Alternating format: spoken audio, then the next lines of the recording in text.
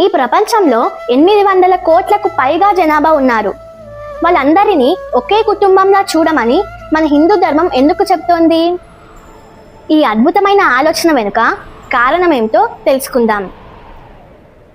మన హిందూ సాంప్రదాయంలో ఒక ప్రసిద్ధమైన వాక్యం ఉంది, వసుదైవ కుటుంబకం. దీని అర్థం ఈ ప్రపంచం మొత్తం ఒకే కుటుంబం.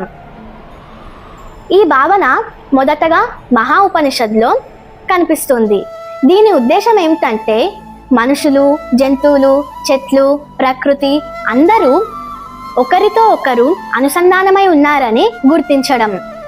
మన ఇంట్లో ఒకరు సంతోషంగా ఉంటే మనము సంతోషంగా ఉన్నట్లే, బాధలో ఉంటే మనకు బాధ కలిగినట్లే. ఈ ప్రపంచంలో ఎవరికైనా ఎక్కడైనా కష్టం వచ్చినప్పుడు దాన్ని మనదిగా భావించే మనసు ఉండాలని ఈ భావన చెబుతుంది. అందుకే భారతీయ సంస్కృతి కేవలం నేను బాగుండాలి అని కాదు, సర్వే జన సుఖినో భవంతు, అందరూ సుఖంగా ఉండాలని ప్రార్థిస్తుంది.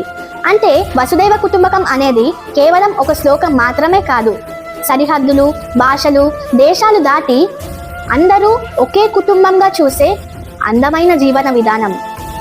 మరి మీరు ఏమనుకుంటున్నారు? ఈ ప్రపంచం మొత్తం ఒకే కుటుంబం అనే ఆలోచన అందంగా అనిపించిందా? కామెంట్స్లో చెప్పండి. ధన్యవాదాలు.